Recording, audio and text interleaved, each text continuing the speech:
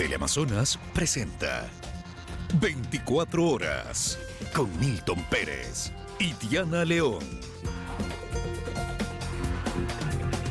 Buenas noches, amigos. Aquí empezamos. En la Asamblea, en la sesión de la tarde, fracasó el intento de consolidarse una nueva mayoría coyuntural que buscaba evaluar al CAL y terminar con la destitución de la presidenta Guadalupe Llori. UNES, el PSC, parte de Pachacutic y parte de los independientes sumaron 69 de los 70 votos necesarios.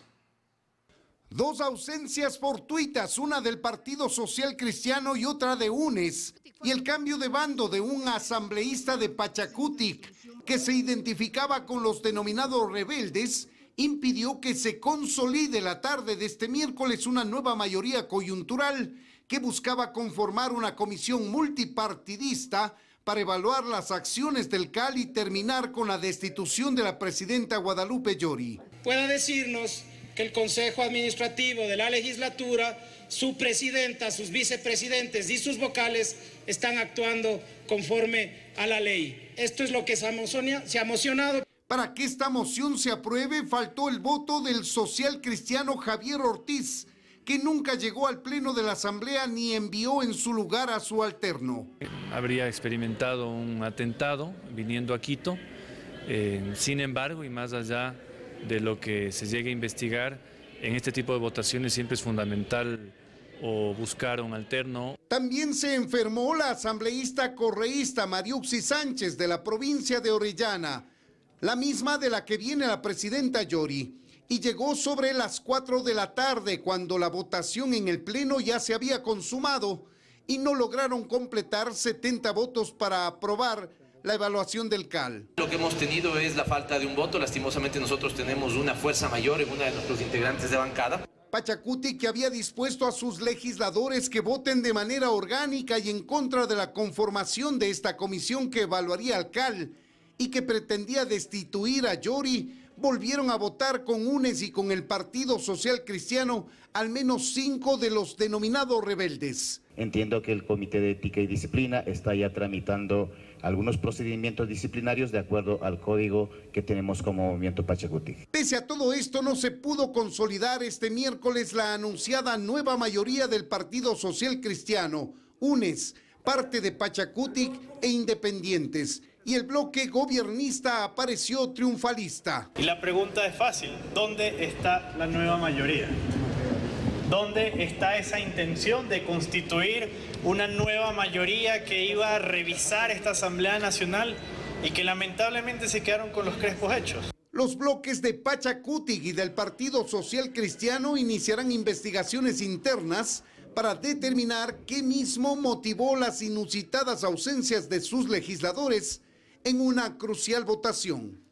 En Quito, Freddy Paredes, 24 horas. Temprano, en la primera sesión del Pleno, 104 asambleístas aprobaron el procedimiento que busca derogar la ley tributaria. Y el enfrentamiento parlamentario. Pachacutic, mediante Salvador Quispe, propuso un proyecto de resolución que dé paso a la calificación de los proyectos para derogar o eliminar las reformas tributarias.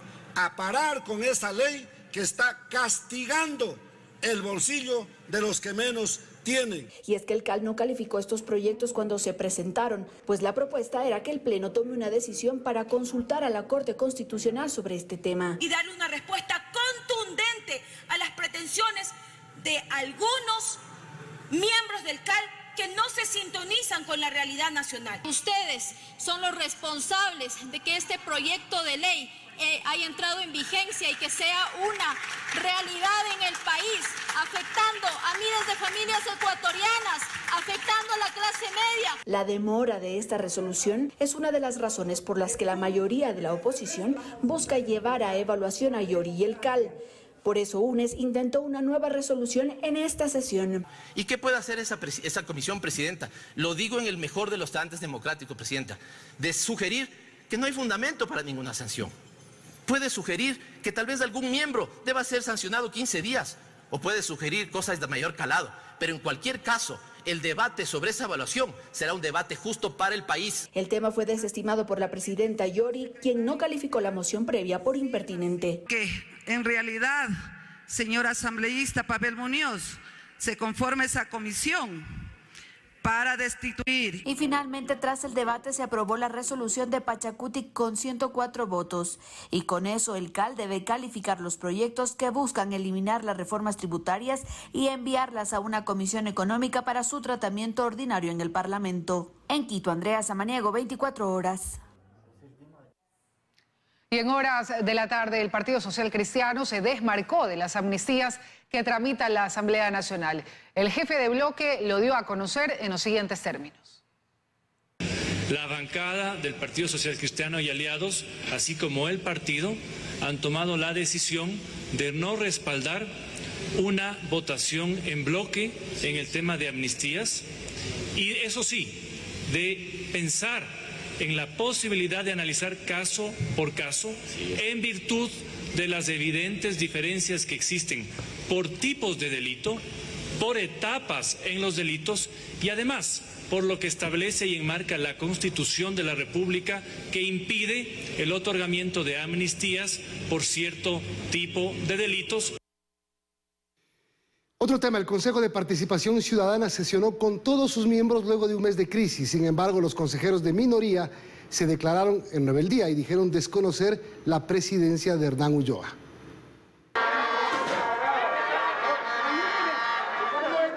Fueron los altercados que se registraron con los seguidores de los 3 consejeros de Participación Ciudadana que integran la minoría.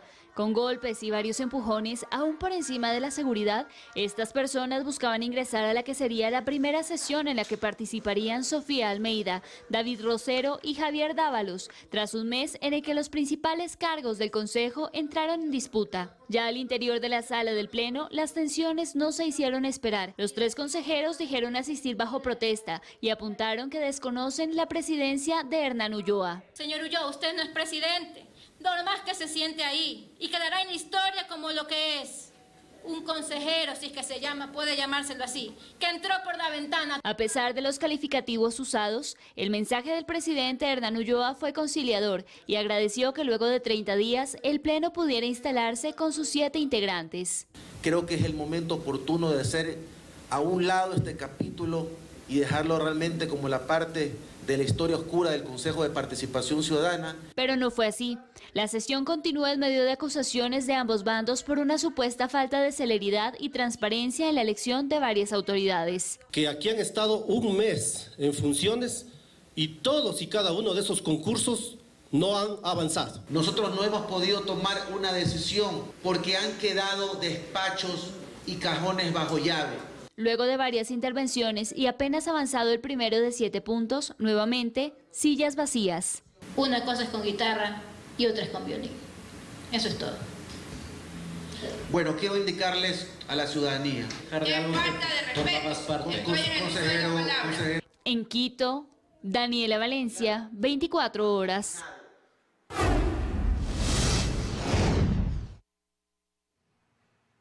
Ucrania vive su 14º día de asedio ruso. Este miércoles, un hospital infantil de la ciudad de Mariupol fue destruido por un ataque aéreo ruso. La comunidad internacional ha calificado de inmoral y depravado al bombardeo que dejó 17 fallecidos. Rusia lo volvió a hacer. Sus tropas violaron el alto al fuego en varios puntos de evacuación de Ucrania luego de habilitarlos por 12 horas. Los salvajes disparan a las rutas de evacuación, bloquean la entrega de productos y medicinas esenciales. Ni los llantos de los niños, ni los gritos desesperados de los padres. Nada ha paralizado a las tropas de Putin a destruir un hospital infantil en Mariupol. Gente, los niños están bajo los escombros. Atrocidad. ¿Cuánto tiempo más el mundo será cómplice ignorando el terror? Las madres aterrorizadas con sus bebés en brazos fueron evacuadas por los servicios de emergencias. La Casa Blanca denunció el uso bárbaro de la fuerza contra civiles. Es atroz ver el uso bárbaro de la fuerza militar contra civiles inocentes en un país soberano. mientras Reino Unido calificó de inmoral al bombardeo. Hay pocas cosas más depravadas que atacar a los vulnerables e indefensos. El Reino Unido está explorando más apoyo para que Ucrania se defienda de los ataques aéreos y haremos que Putin rinda cuentas por sus terribles crímenes. Cada minuto se vuelve más complicado en el territorio ucraniano. Las comunicaciones están cortadas, los servicios básicos no llegan, las infraestructuras civiles están completamente destruidas. Desde que comenzó la invasión rusa, 516 personas, entre ellos 29 niños, han muerto y más de 2.2 millones de personas fueron desplazadas. Por ello, Volodymyr Zelensky pidió a Occidente que le envíen aviones de combate para enfrentar esta guerra. Hay una decisión oficial de Polonia de transferir los aviones a la base estadounidense apropiada. ¿Cuándo se tomará la decisión? Washington ha dicho que la propuesta no es factible. Y por primera vez en 14 días de guerra, Moscú acepta su primera mentira. Lamentablemente, se ha revelado algunos casos en los que había reclutas en las unidades de las Fuerzas Armadas rusas que participaron en la operación militar especial en Ucrania. Casi todos esos miembros del servicio han sido traídos a Rusia. Detalles que poco importan a quienes no saben dónde conduce este conflicto. Michelle Villasís, 24 horas. Cerca de 1 millón de cajas de banano ecuatoriano no pueden ingresar a Rusia, mientras que la fruta que debe llegar a Ucrania es desviada a otros países. En el mercado local ya se empieza a notar una sobreoferta de banano. Productores y exportadores denuncian bajos costos. Lo que ocurre a más de 13.000 kilómetros de distancia ya pasa factura localmente. En el campo ecuatoriano, los productores bananeros están preocupados por las consecuencias que trae a sus economías la invasión rusa a Ucrania. Que muchos de los buques que fueron cargados, que no pudieron descargarse por el asunto de la guerra, han sido desviados y han inundado otros mercados.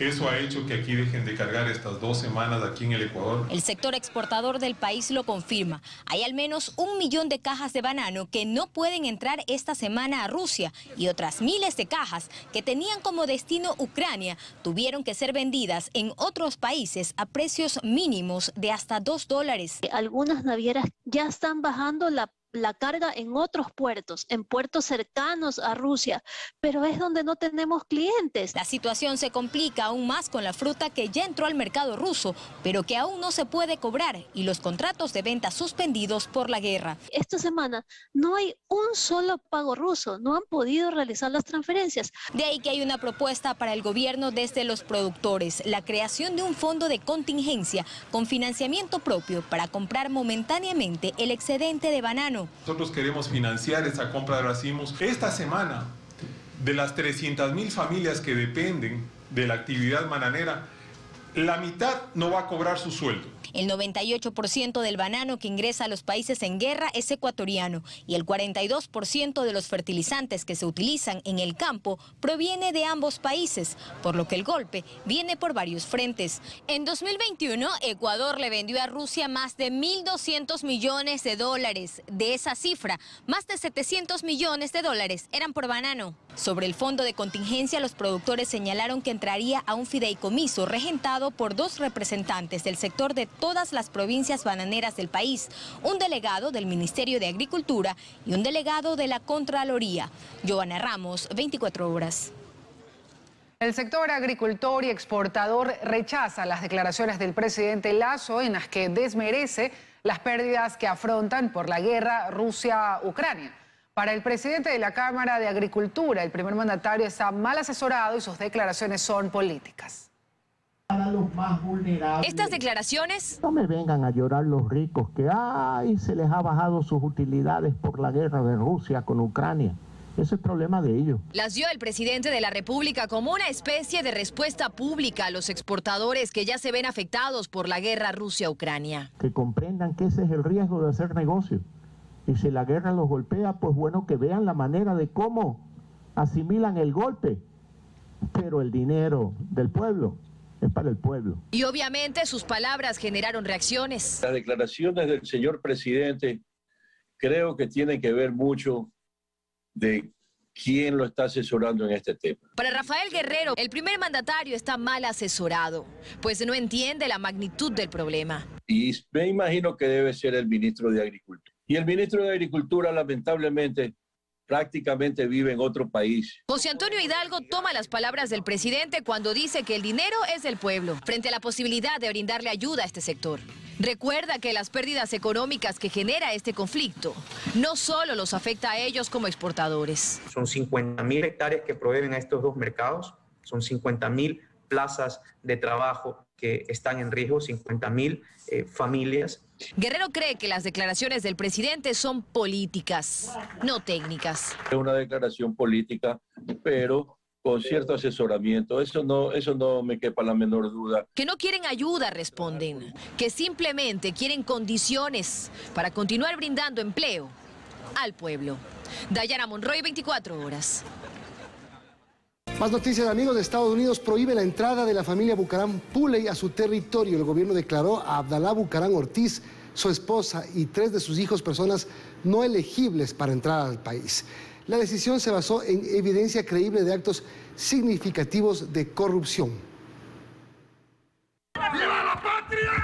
Abdalá Bucaram Ortiz, su esposa María Rosa Puley y 3 de sus hijos, Jacobo, Dalu y Mitchell, ya no podrán ingresar a territorio estadounidense. Y es que el gobierno de ese país designó a la familia Bucaram Puley como no elegible para entrar. No deseables para entrar a los Estados Unidos por su participación significativa en actos de corrupción, incluido la apropiación indebida de fondos públicos, la aceptación de sobornos y la interferencia en los procesos públicos. En Washington incluso consideran que Abdalá Bucaram todavía no ha rendido cuentas por su traición a la confianza pública, lo que recuerda su situación jurídica y la de su familia. Bucaram Ortiz gobernó el país del 10 de agosto de 1996 al 7 de febrero de 1997. Fue declarado incapaz mental por el Congreso Nacional y defenestrado de la presidencia. Acto seguido se le iniciaron procesos penales por peculado en los casos mochila escolar y gastos reservados que prescribieron en marzo de 2017, a los 20 años, sin que se hayan juzgado. Y en el 2020, al inicio de la pandemia del COVID-19, se vio involucrado en 3 procesos penales. Por tráfico de armas tras encontrarse en su casa durante un allanamiento, una pistola y municiones sin tener los permisos pertinentes. Esa causa actualmente sigue en etapa de juicio. El exmandatario fue procesado también por tráfico ilícito de bienes patrimoniales, una causa que inició el 3 de junio de 2020 cuando en el mismo allanamiento a su domicilio se hallaron 22 piezas arqueológicas cuyo origen no pudo justificar. Pero el 16 de julio de 2021 el juez Juan Carlos Terán ratificó un sobreseimiento a su favor y le levantó las medidas alternativas a la prisión preventiva. El tercer proceso es por delincuencia organizada, pues Fiscalía asegura que participó de la compra y venta ilegal de pruebas rápidas de COVID-19 con 2 ciudadanos israelíes y Jacobo Bucaram, aunque el 4 de octubre del año pasado el juez Giovanni Freire también lo sobreseyó a él y a su hijo, decisión que posteriormente se revocó. Al mayor de los Bucaram Puley y Jacobo incluso se le sigue otro juicio por delincuencia organizada relacionada a la compra irregular de medicinas e insumos médicos en el IES. En ese caso también estuvieron involucrados Dalu y Michelle Bucaram Puley y Gabriela Pazmiño, quienes fueron sobreseídos por decisión de los jueces José Poveda y Alberto Lino. Según el embajador de Estados Unidos en Ecuador, Michael Fitzpatrick, Washington continuará tomando medidas enérgicas contra el financiamiento ilícito, congelando e incautando activos robados, denegando o revocando visas, utilizando sanciones anticorrupción específicas y acciones penales y civiles de ejecución. Visa María Heredia, 24 horas.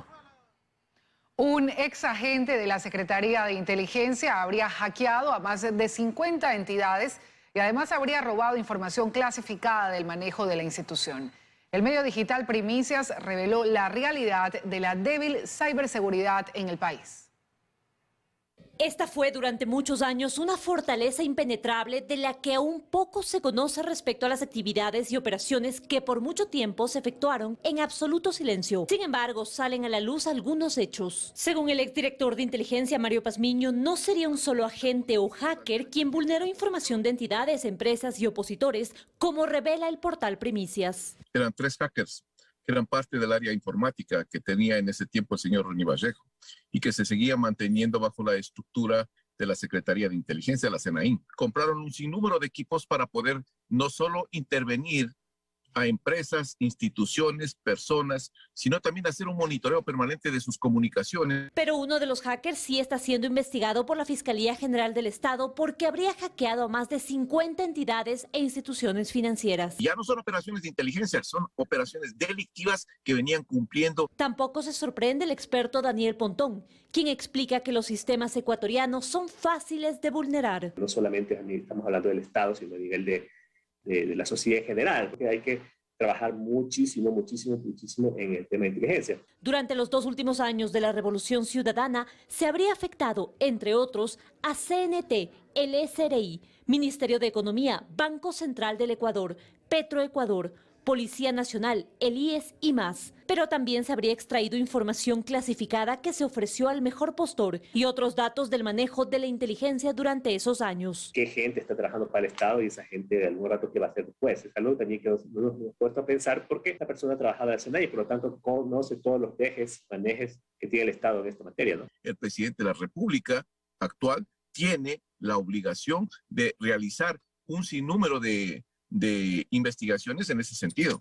Hay información que se destruyó, pero hay una información que también existe y esa información lo tienen algunos miembros de la ex SENAIN y algunos colaboradores de esa organización. Y también vistas las vulnerabilidades y arremetidas, se requiere fortalecer la ciberseguridad en el país. A la fecha ya hay un comité de ciberseguridad que preside la ministra de Telecomunicaciones, Viana Maynó. En Quito, María Gracia Acosta, 24 horas.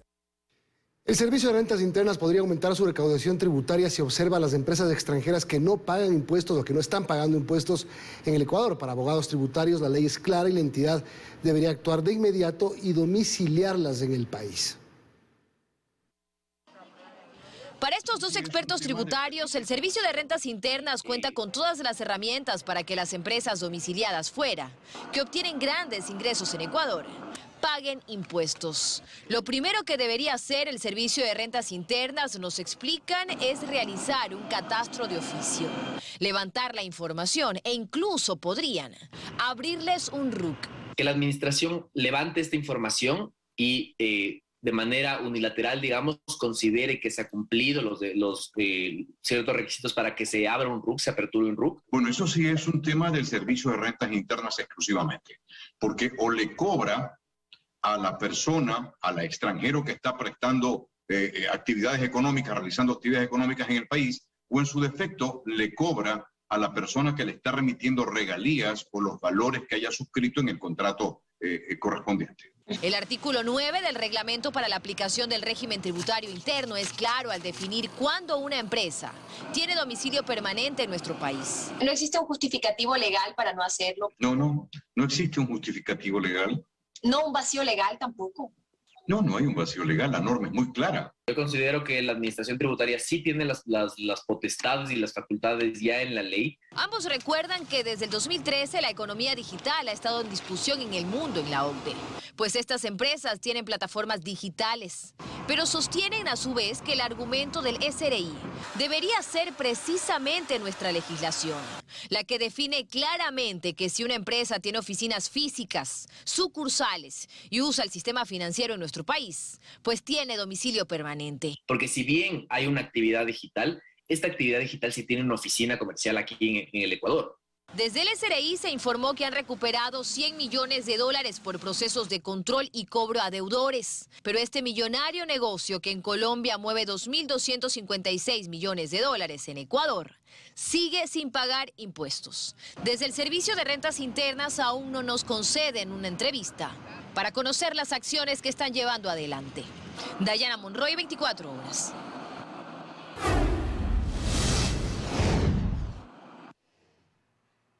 Y la Policía Nacional apunta a la renovación parcial de su parque automotor con los $9 millones que el Ministerio de Economía entregó al Ministerio de Gobierno. Esta cartera de Estado recibirá al término de la semana una lista de requerimientos de parte de la policía. 44 días después del anuncio presidencial, el comandante general de la policía, Carlos Cabrera, asegura que ya se encuentran en la recta final para acceder a los $9 millones que el Ejecutivo ofreció a la institución para mejorar su operatividad en Guayaquil, Durán y San Borondón. Esos recursos ya están en el Ministerio de Gobierno y este viernes la policía presentará formalmente su requerimiento. Dentro de lo importante, renovar el parque automotor.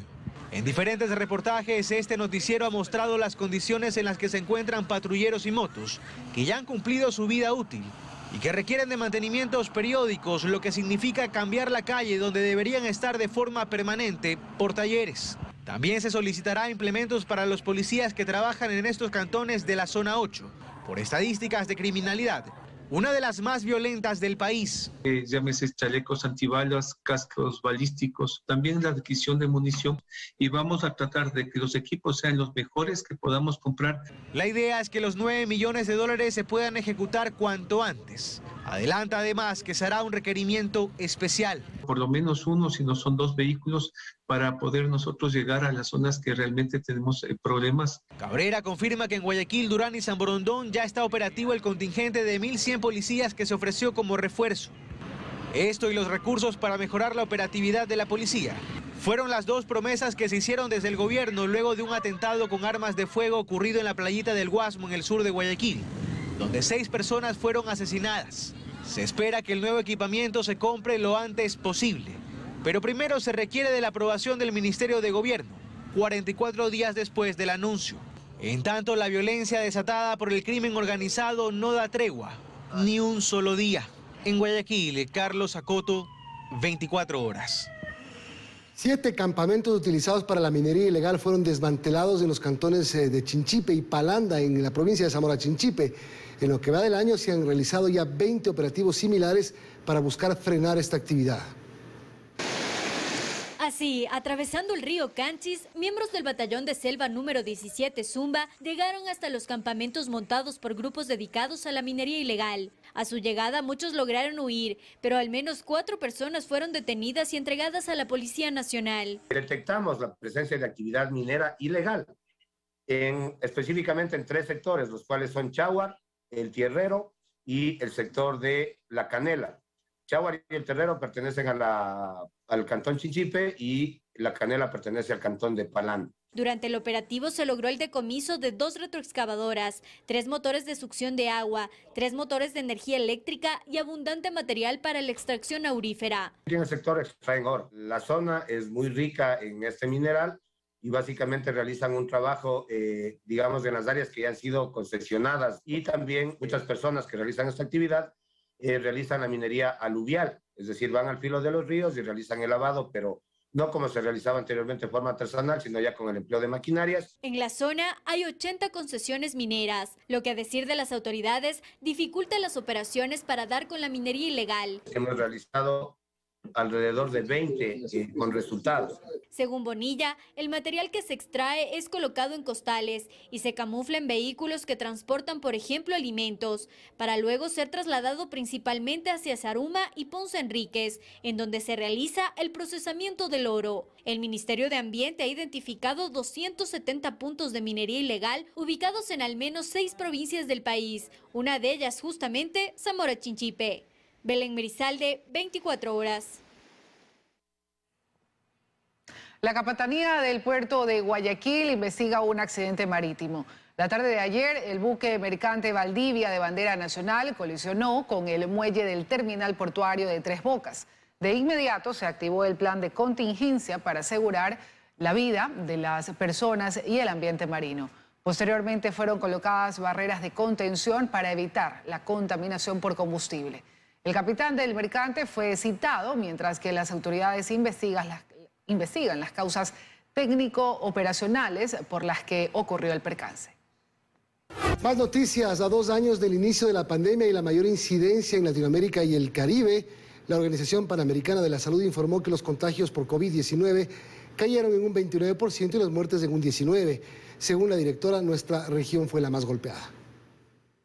Según la Organización Panamericana de la Salud, Latinoamérica y el Caribe fue la región más golpeada por la pandemia del COVID-19. Y en este punto, 2 años después del inicio de la incidencia en las Américas, la directora de la Organización Panamericana de la Salud explica que las cifras son positivas. Los casos de COVID-19 cayeron en un 26% en las Américas, con 1,1 millón nuevo de infecciones nuevas notificadas.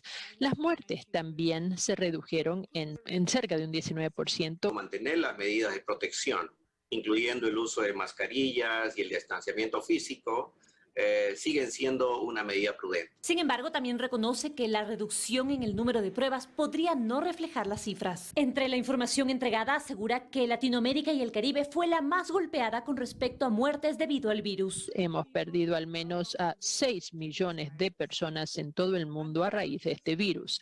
Y las Américas se han visto afectadas de manera desproporcionada, con más de 2,6 millones de vidas perdidas. Y hay otras cifras preocupantes, como por ejemplo los niveles de salud mental y depresión. Las tasas de depresión y ansiedad aumentaron en un 25% en todo el mundo, lo cual incidió en gran medida en mujeres y jóvenes. Más de 148 millones de personas de nuestra región se han enfermado con este virus. Y desde la Organización Panamericana de la Salud no descartaron además que puedan existir nuevas cepas que compliquen la situación. Sí, seguro que hay siempre la posibilidad y eso no tenemos cómo prevenir. Sobre la vacunación, pese a que se dijo que no deben quedar rezagados, apenas 14 países tienen el 70% de cobertura. 2 años después, estas son las cifras de la pandemia que además en nuestra región golpeó económicamente y en términos laborales a los ciudadanos. En Quito, María Gracia Costa, 24 horas.